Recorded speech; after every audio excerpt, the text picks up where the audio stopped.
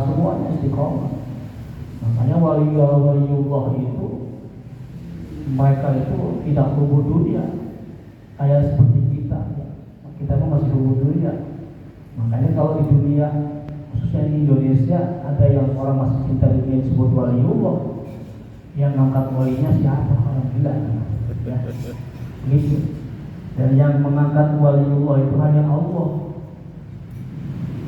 Dan orang pun tidak bisa menyebut dia wali selain lewat mimpi, ditujukan oleh Allah. Misalnya Ustaz Sahri mimpi tentang saya tetapi diangkat misalnya itu lewat mimpi.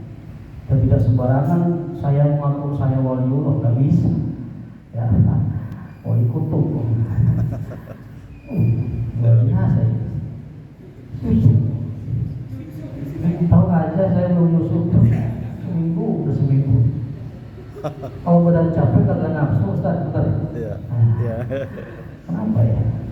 Tahu aja. Murah. Udah kan banyak kali.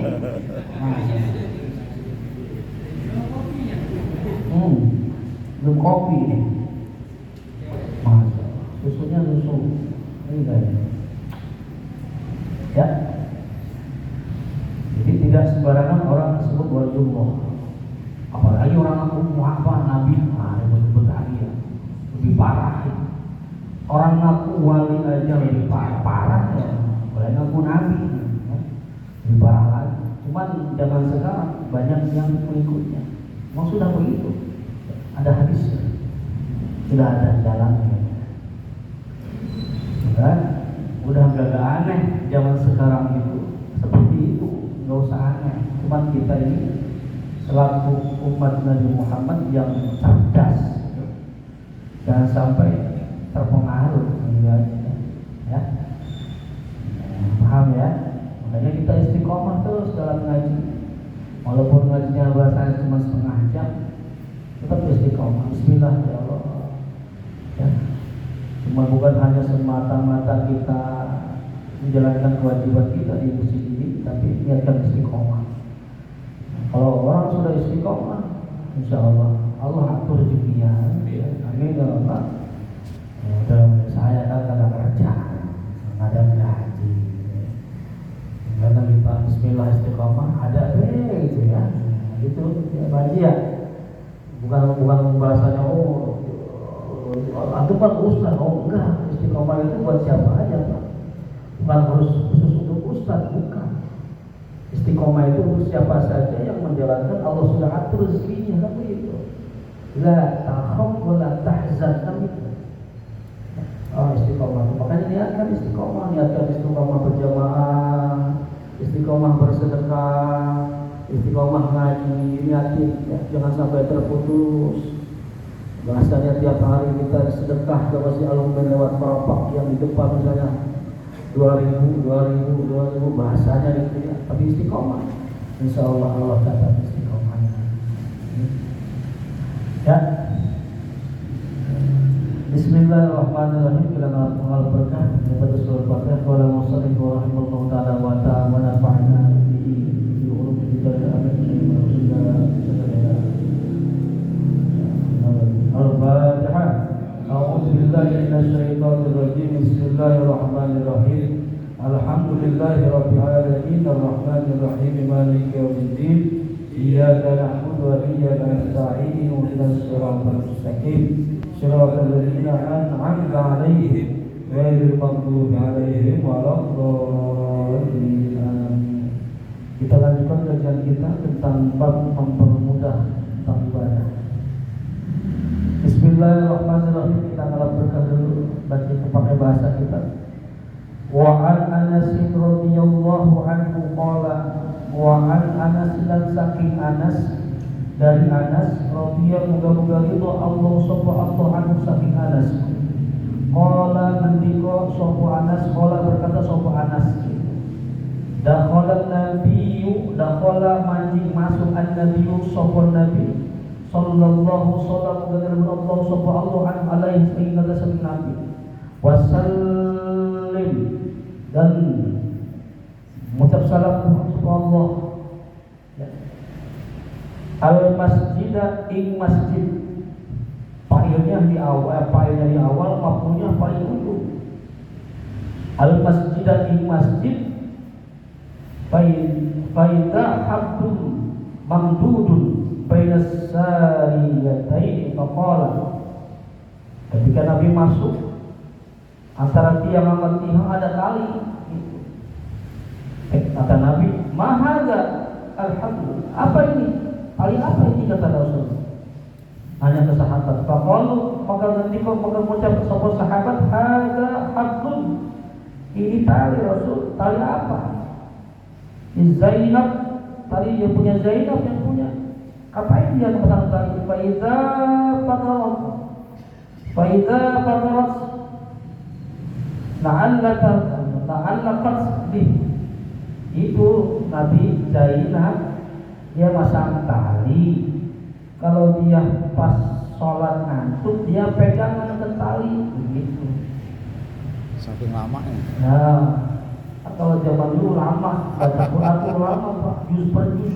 Udah kabur. Iya, ngantuk. Jadi kalau Zainab lagi jadi makmum, dia capek, ngantuk, pegang ke tali begini gitu.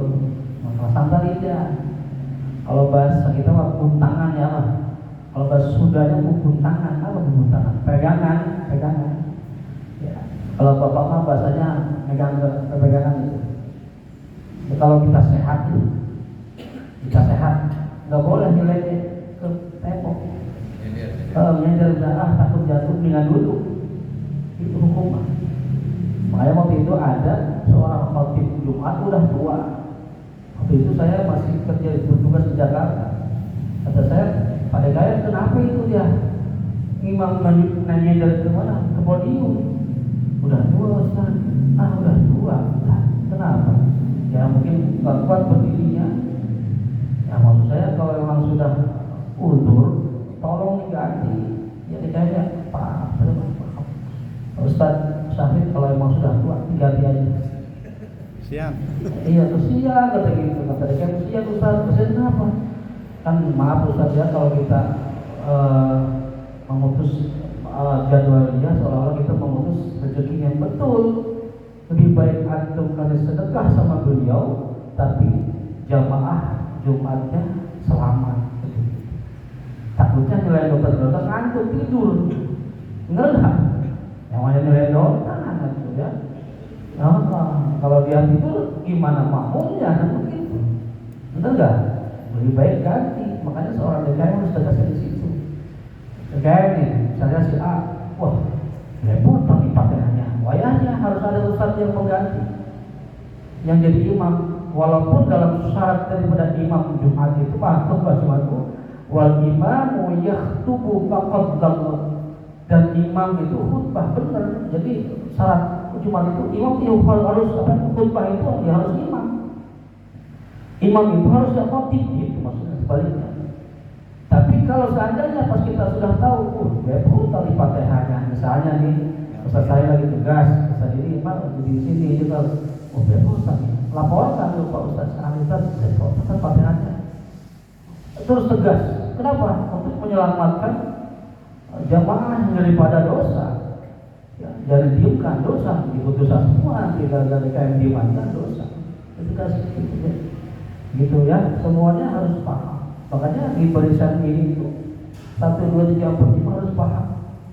Paham sholat, paham imam, ya harus paham. Oh ini imam ini begini, salah nih. Oh imam begini, malah gitu. Ya, harus paham. Betul memang dalam hal hadis ini Rasul itu memudahkan tentang ibadah, tapi ada tapinya. Ibadah itu tidak dimudah-mudahkan, gitu loh. Ya. Episode yang bulan kemarin ya, seperti itu sama. Rasul dan Allah dan Rasul itu memudahkan hukum. Ya, contoh sholat misalnya kita lagi sakit, tidak bisa berdiri duduk, sah. Tidak bisa duduk berbaring, apa gitu? Tidak bisa berbaring, pakai apa? Syarat, benar nggak? Kita pakai bisa isyarat? Suruh depan imam. Ganti imam. makan. Nah, begitu kan? Dari contoh hukum ini saja Allah sudah memudahkan. Sama, toharoh juga sama. Allah itu tidak memberatkan hambanya. Kita lagi sakit meriang, itu nggak apa-apa. Tayamum,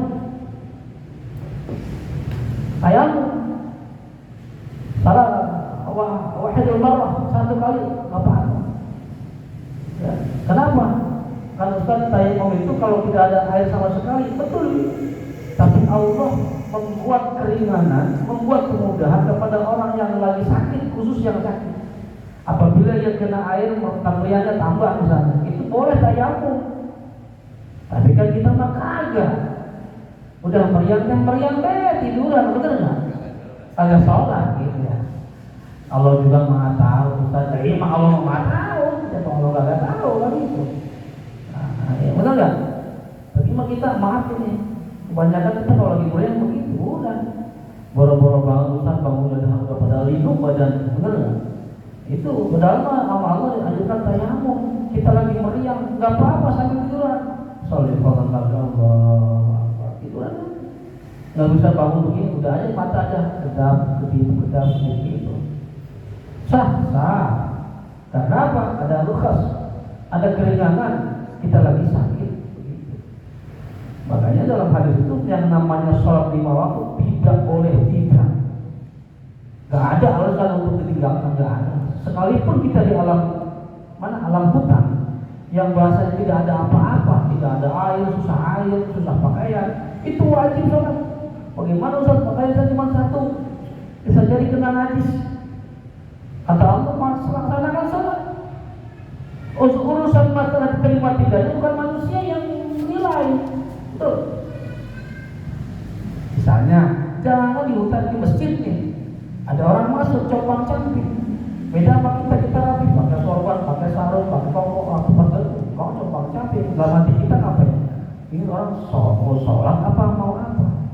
Selama ia auratnya tertutup dan kita tidak tahu bahwa baju beliau itu suci atau tidak, kita nggak tahu. Cuma karena compang camping negatif dalam diri kita, kotor. Nah itu nggak bisa menilai, Pak. Tidak bisa menilai orang tersebut. Wah itu orang sholat kok begitu. Kita nggak boleh, apalagi di masjid. Sama aja kita ngomongin orang gitu. Masjid ngomongin orang. Ya, nggak boleh. Sama dengan kasus ini. Siti Zainab masang tali biar jangan berpegangan. Kenapa kata Rasul? Kenapa harus pakai tali gitu? Makanya kata Rasul, kata Rasul sahabat, ini tali Rasul terus dari Zainab. Kenapa? Kalau yang itu dia pegangan. Faqala Nabiyu, faqala maka ngendiko atau perkataan Nabi sallallahu alaihi wasallam. Apa perkataan? Hulu. Cabutin. Kata Nabi, cabutin. Usah, cabutin. Apa yang ada tali? Loh, kenapa dicabutin Rasul? Kan ini buat Siti Zainab yang lagi kecapean. Liyusolli ahadukum nasyamahu faidha qatara falyarkud. Apabila kata Rasulullah ada antara seorang di antara kamu yang sedang sholat kamu kecapean, kata Rasul, falyarkud, maka duduk aja, kata Rasul.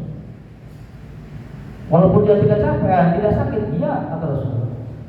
Kalau kita capek, misalnya habis lemes nih, habis hajatan, begadang, misalnya lemes amat ya.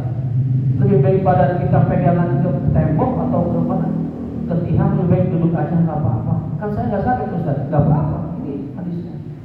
Lebih baik duduk saja, kata Rasul. Itulah hukum Allah dan Rasulnya yang sangat memudahkan kita untuk beribadah, tidak ada alasan. Begitu. Udah suruh duduk sama Rasul, bilang sama Zainab, duduk aja, tidak usah pegangan ke tali, ngapain itu? Gitu ya. Tuh.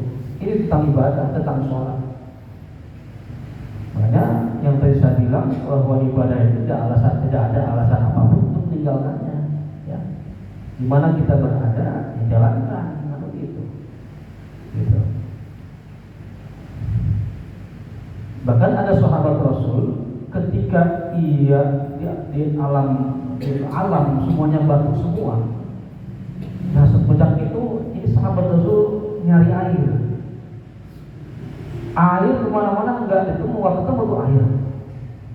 Akhirnya karena tidak ada air, maka sahabat Rasul ini mengerjakan tayamum. Dan setelah itu beliau itu sholat.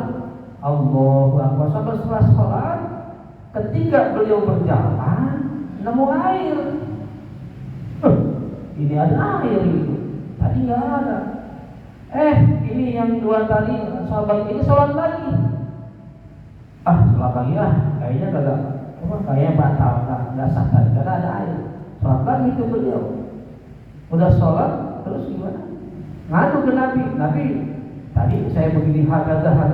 Tadi saya begini bagaimana? Apa kata Rasul? Wahai sahabat, antum nggak usah sholat lagi. Nggak apa-apa. Karena antum tadi udah berusaha untuk menemukan air tidak ada, antum sholat, nggak apa-apa. Antum nggak sholat lagi. Tapi saya sholat, ya Rasul, bagaimana? Ya udah kata Rasul, kalau emang antum sholat, ya udah nggak apa-apa. Pahala antum dua pahalanya. Pahalanya jadi 2. Padahal kata Rasul nggak apa-apa, nggak sholat lagi juga nggak apa-apa. Pahalanya 2. Bukan, tapi jangan disengajakan gitu ya. Kita sudah tahu hukum begitu, kita melakukan yang tadi, nggak ada air, sholat ada air, sholat lagi jangan. Begitu maksud hukum itu begitu. Kalau kita sudah tahu hukum, berarti tidak harus sholat lagi. Udah sah yang pertama sholat tadi, ya begitu. Ya, itulah makanya kita pentingnya ngaji sini biar tahu hukum Islam, hukum ibadah. Ada yang tanyakan sampai di sini maka? Ya.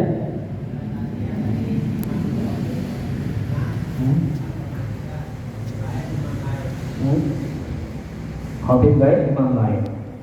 Bagaimana hukumnya khotib baik, imam baik? Kalau dalam hadis itu kan sudah ada tuh Bilal ayyuhan nas, ya. Di sini gitu ya? Enggak ya? Kadang-kadang. Allah mulai berdoa ya. Ayyuhan nas ansitu wa la tatakallamu 'indal khutbah wasma'u ma qala khatib 'ala mimbar la'allakum tuflihun. Ansitu wasma'u rahimakumullah. Itu tuh Bilal masih perhatian sama jamaah. Ayuhan nas, wahai manusia, wahai jemaah, ansitu wala tatakallamu, diam, jangan ngomong. Indal khutbah, ketika khutbah, wasma'u, dengerin. Maqala, apa yang diucapkan khotib ala mimbar, di atas mimbar. Ya. Maqal khotib ala mimbar, wal imamu yakhutub la'alakum tuflihun. Ada lagi qala Abi Hurairah radhiyallahu anhu. Qala itu kata Abi Hurairah apa? Idza sahibu khatibu ala mimbar faqad lagu wa man lagu pada Jumat talab. Ada banyak juga. Itu hadis itu sebenarnya. Cuman bisa Bilal disampaikan kepada jamaah, walaupun jamaah tidak tahu, ya boleh pakai bahasa Indonesia, boleh. Wahai jamaah, kalau seandainya nanti imam khatib naik mimbar, tolong jangan bicara, diam, nggak boleh ngomong, sama aja. Wal imam yakhtubu, kalimat di sana ada wal imam yakhtubu, dan imam halal khatib. Itu peraturannya begitu. Wal imam yakhtubu, dan imam itu khatib, itu imam. Nah, bagaimana kalau seandainya imamnya lain, khatibnya lain? Kalau dua-duanya baca Qur'annya benar, yang berhak jadi imam khatib. Ya. Tapi kalau imam ini, kalau khatib ini baca Fatihahnya menurut para jamaah, menurut para asatid belepotan, pada ujungnya SI. Ada, nggak usah sebutin namanya. Ada, yang SI. Baca Fatihah belepotan. Wayahnya harus diskualifikasi. Maaf Ustaz, antum boleh jadi khatib tapi imamnya Ustaz. Itu aja. Baik begitu. Tapi kalau seandainya dua-duanya bagus, yang afdol adalah khatib yang jadi imam. Itu ya. Makanya kalau jadi jamaah al-mu'min itu jangan di belakang. Paling minim sop kedua. Untuk jadi pengawas dalam Jumat ini itu dengerin, jangan kemana tahu. Alhamdulillahirabbil alamin. Dosen di mana ya? Wah baik, bukannya dengerin imam ngomong, imam baca Quran. Bukan dengerin khatib ngomong, khutbah kemana baik, dengerin apa, mendeteksi atau mengawasi di mana nih salahnya. Bukan kita cari masalah, bukan kita cari salah-salah orang, bukan. Tapi kita mengawasi sebagai makmum, sebagai jamaah al-mu'min. Nih imam cocok nih, gitu. Kenapa? Untuk keselamatan apa? Jamaahnya. Kan imam kan supir. Kalau supirnya nyemplung ke jurang, nyemplung semua, enggak? Oh, jangan, karena nggak mungkin, apa ngerem mau? Gitu, ya. Banyak. Makanya mas sekarang yang minta jadi khotib banyak saja, hampir melamar kadang. Ustaz, saya daftar menjadi khotib imam apa Masjid Al-Mu'min di Musa Saru. Panjang banget ini gelarnya, mahal itu. Nah, harusnya Ustaz Saru dari apa seleksi dulu, coba kirimin Fatihah itu, Fatihah yang terpenting. Sama, saya juga waktu di Dai Muda Indonesia Istiqlal, Fatihah doang suruh kirimin video. Nah benar, Fatihah doang. Yang namanya khutbah mah ulangan nomor 20 yang di Fatihah. Saya di Istiqlal dulu, Dai Muda Indonesia. Tahun berapa itu? 91. Alhamdulillahirabbil alamin. Makanya enggak sembarangan. Apalagi masjid ini di pinggir jalan, yang hadir yang jamaahnya siapa aja. Coba mak imamnya Alhamdulillahirabbil alamin. Habis DKM itu. Aduh, kacau. Siapa DKM-nya? Kan begitu. Bukan siapa jamaahnya. DKM-nya cecek. Benar loh. Masjid Bank Indonesia yang saya tahu itu kalau ada khotib nyeleneh, maksudnya baca al-Quran itu jamaah itu jadi DKM sesudah sholat. Saya kenal sama DKM-nya. Ada apa tadi itu? Itu dia komplain Jumat kemarin, imamnya siapa kata itu? Apa begitu itu? Jadi makmum itu jamaah itu nyari DKM kok sekretariat kayak mau sedekah infak deh. Taunya mau komplain, protes. Siapa tadi imam itu? Ini kan, tolong tuh, begitu itu, masya Allah, orang penting diikuti. Tolong itu diganti, sampai begitu, jangan. Padahal jamaahnya bukan kiai, bukan ustaz, tapi paham dia, begitu, ya. Makanya enggak, apalagi musik gede. Oh, itu ngabur saja. Orang udah pengen tampil banget, udah nyolong kayak jadi imam. Ya, mungkin ada ya ngomong baik itu Ustaz sama kita. Ya, ada. Kenapa? Musik gede. Jadi maafin, jadi imam itu bukan untuk kewajiban dia sebagai imam, tapi maaf dia pengen pamor. Biasa dia baca ina atau enak, panggil imam, ya sih dia baca. Ya sih. Aduh. Ada. Betul ya? Iya. Kali ada gua baca Yasin, ada yang nyuruh gua jadi imam di sono, kan begitu. Jadi niatnya udah beda urusannya. Oh, bener. Ada. Kalau saya jadi imam nih, mudah-mudahan saya gak ria gitu ya. Bismillahirrahmanirrahim. Ini seperti ketok amat ya. Inna a'tayna kabir. Habis inna a'tayna. Atau ini Ustaz inna a'tayna sih. Ketok sebenarnya gua ngerasuk. Aduh. Ampun enak-enak ini enteng. Enggak ketok bener atau ini. Nah, di ngomong atau ini. Biar dia rapi. Lu udah ngomong berapa kali urusan itu? Nggak rapinya speaker ini apa sih? Bikin apa tiga? Hidup atuh. Ya hidup atuh tengah. Mana sih?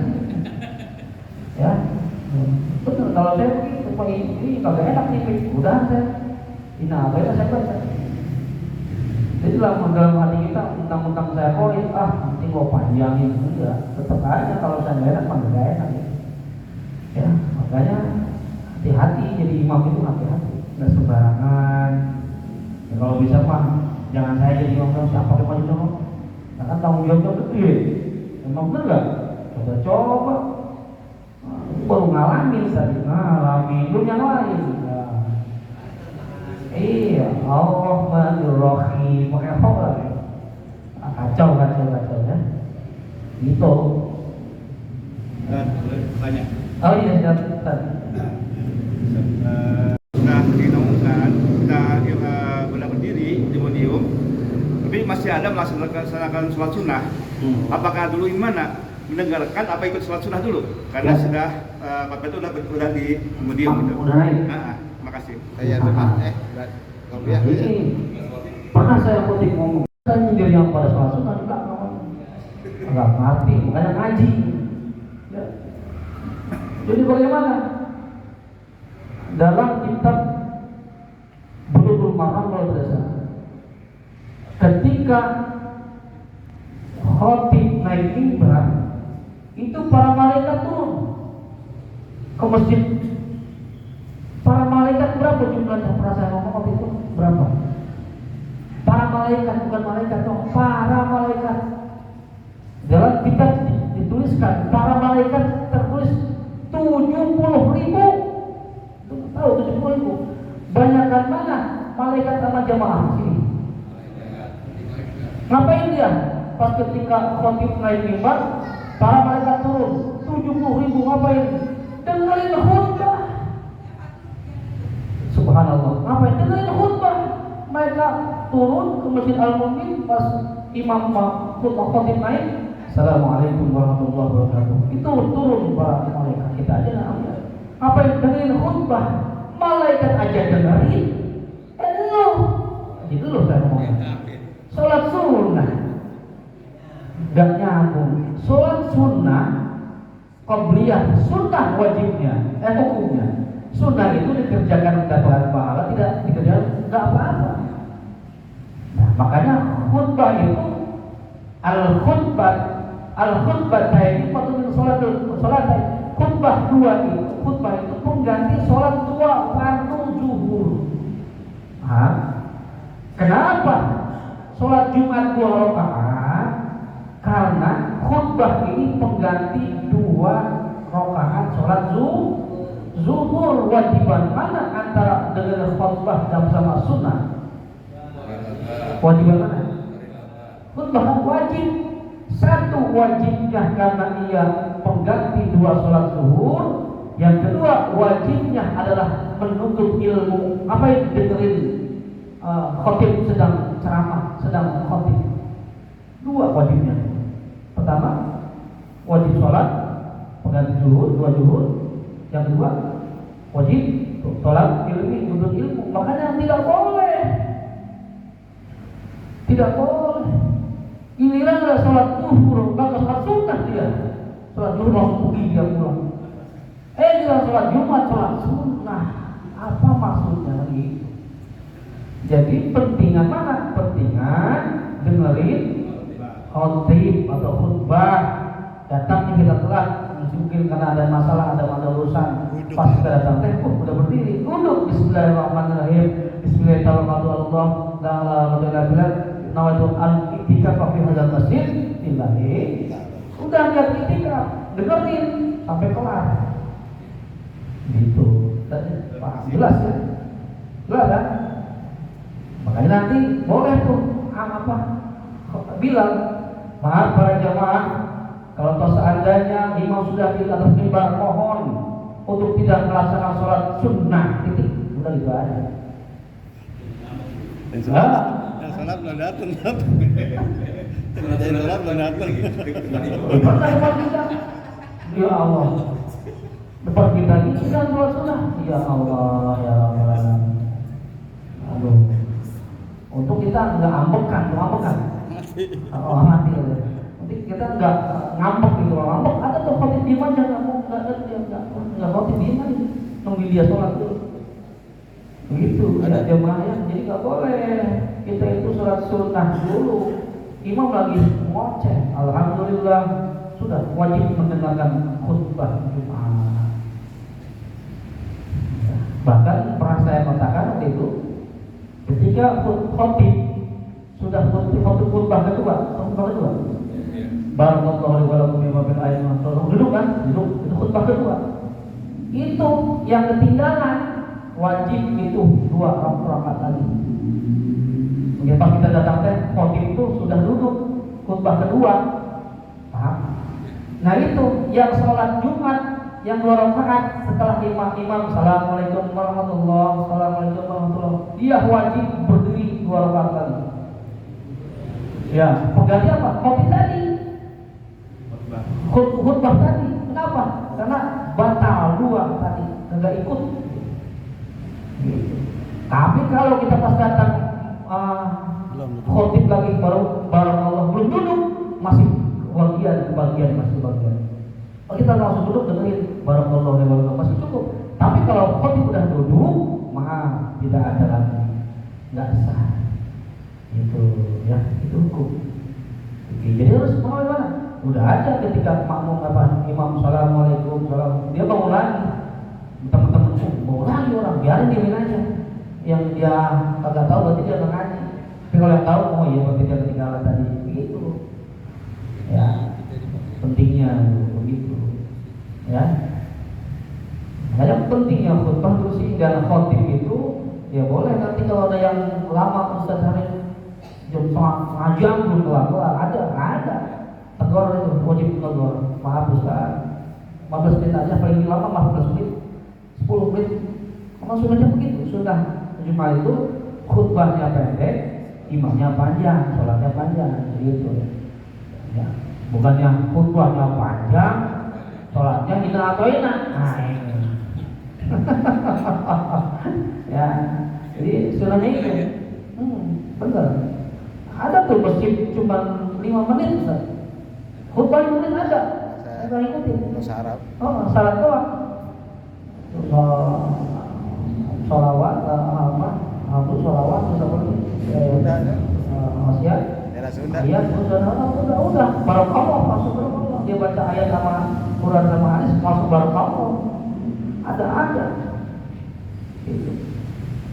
Kadang-kadang kita manfaatin sama jamaah itu memanfaatkan, turun aja, cepet turun mah. Nah, itu masalah kadang-kadang. Ada banyak orang yang PA. Ada lagi? Kalau setelah dia masuk gimana? Datang pas rakaat kedua gimana? Rakaat kedua sama. Naik 3 berarti. Nggak bisa, harus langsung Assalamualaikum. Sama. Baru 1. Nanti 3 lagi berarti. Tetap kayak sholat zuhur, pas rakaat kedua dia sholat istirahat tahiyat awal gitu.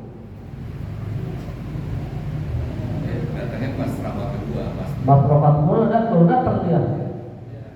Masih mending dah dia datang, masih mending. Kalau udah bubar ya udah datang ya. Kalau udah bubar repot. Ya. Bukan satu lagi. Boleh. Kan Pak itu dengan sholat Jumat, Assalamualaikum menjadi qomat sholat duhur itu bagaimana? Oh iya, bagus. Gitu, apa kayak gitu? Iya. Gak apa-apa. Itu kan tadi Ustaz, sholat Jumat itu mengganti sholat duhur betul, tapi ada dalam hadis ada. Jadi setelah sholat Jumat kelar, kadang-kadang jadi imam. Memang ada daerah yang membiasakan ada. Allah qomat lagi dia. Allah, memang kita nggak kenal apaan sholat apaan. Makanya kita harus kaji boleh. Dan kita walaupun ada makmuman imaman, misalnya habis sholat Jumatnya di pojok sholat zuhur boleh. Sholat pojok sudah Allahu Akbar boleh. Apalagi kita tahu imamnya salah, repotan pakai hanya batal itu mah. Udah sholat zuhur lagi. Tidak usah harus ngoceh. Imam salah tuh, jangan udah aja ke belakang. Sholat pada Allah, munfarid sendiri aja sholat. Ya, benar bagus. Ya, boleh ada hadisnya ada. Dianjurkan oleh Rasul habis sholat Jumat terus kita sholat zuhur boleh, berimaman boleh, ya boleh. Bahkan dalam kitab apa ya, dalam kitab Minhajul Talibin kalau tidak salah, jadi qobliyah Jumat itu nggak ada. Walaupun ada kata Rasul di sini 4 rakaat, kalau di rumah 2 gitu. Masa gini, kita kan qobliyah ini 2 di rumah males. Nah, qobliyah nggak ada, qobliyah zuhur karena kita keseringan qobliyah zuhur. Oh, sholat Jumat qobliyah Jumat begitu. Kalau kita melakukan di sini qobliyah Jumat 4 rakaat 2 kali 2. Tapi selama ini kita berapa? 2 kan? Itu mah qobliyah zuhur namanya. Ba'diyah zuhur. Maaf ya, bukan qobliyah, ba'diyah. Itu. Kalau qobliyah mungkin nggak ada dalam hadis itu. Ya, paham kan? Ada yang lagi tanya? Ya, mana? Ini apa jangan mempermudah? Begini aja, salah yang begini tuh.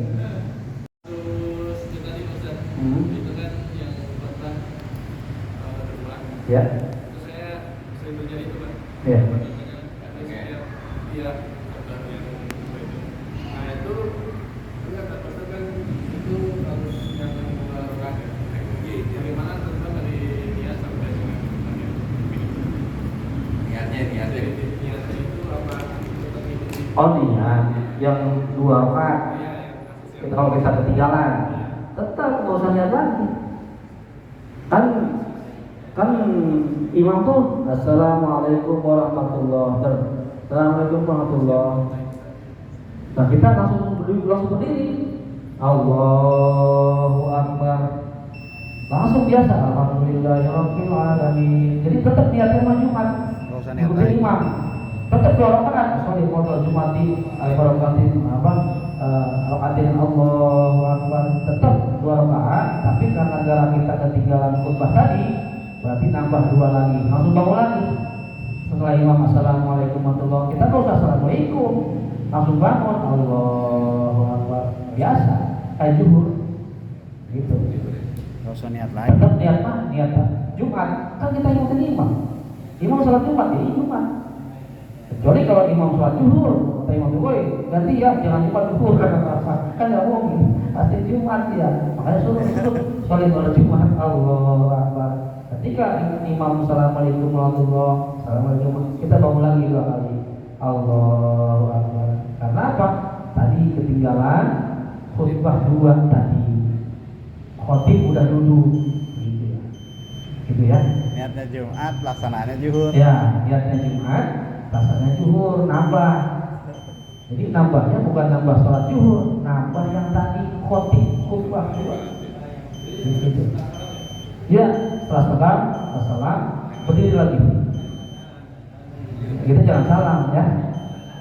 Tinggal imam salam, kita bangun. Assalamualaikum warahmatullahi, kita bangun aja di belakang. Iya, kata orang aneh. Yang bilang aneh kagak ngaji lu lagi. Kayak ngaji dia ngomongin biar paham. Begitu. Karena kitab fikih itu banyak, bapak-bapak jamaah yang Safinatul Najah, apa lagi? Fathul Qorib, Bulughul Maram, Minhajul Abidin, Minhajul Talibin, Kifayatul Akhyar, Fathul Mu'in, Al-Muwatta Imam Malik sendiri ada kitabnya. Apalagi Fiqh Sunnah 7 jilid, semuanya itu bagus. Semua minjem, nah pinjamnya ini asal baca. Ini Pustakaan ada. nggak harus ada tuh. Makanya banyak fikih itu banyak. Makanya kalau ngaji jangan satu kitab. Mana kitab nih untuk referensi kan gitu. Tetap yang ahli sunnah wal jamaah ya, bukan yang akidah yang lain. Itu bukan itu. Makanya walaupun kita bukan asatid, bukan para ulama, tetap kalau bisa mah kita begini. Oh ini begini. Apalagi fikih mazhab. Ada yang begini, ada yang begini, ada yang begini, ada yang begini. Ada yang lagi gini, ada, itu ada hukumnya. Bukan sembarang orang begini, itu begini ya. Kayak orang mau nyambung golok, kan itu kita ngomongin, pendekar ini, pendekar, bukan, ada imam ada gitu ya. Udah namanya ya. Pertama ya. Baru juga satu hadis. Maju tuh. Dan mudah-mudahan bermanfaat. Walaupun sedikit tapi paham ya.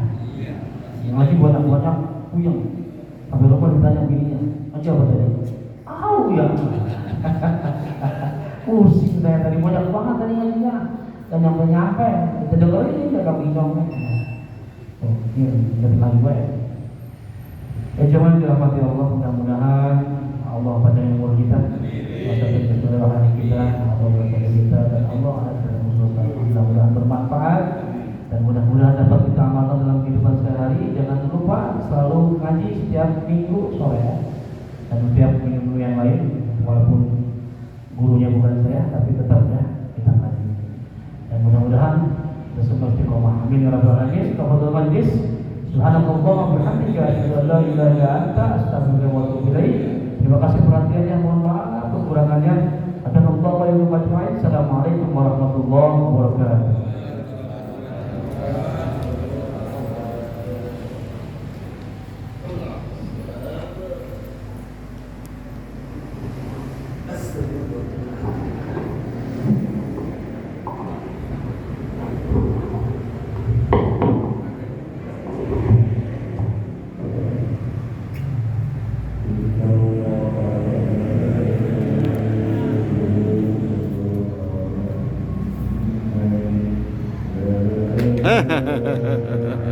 Ya.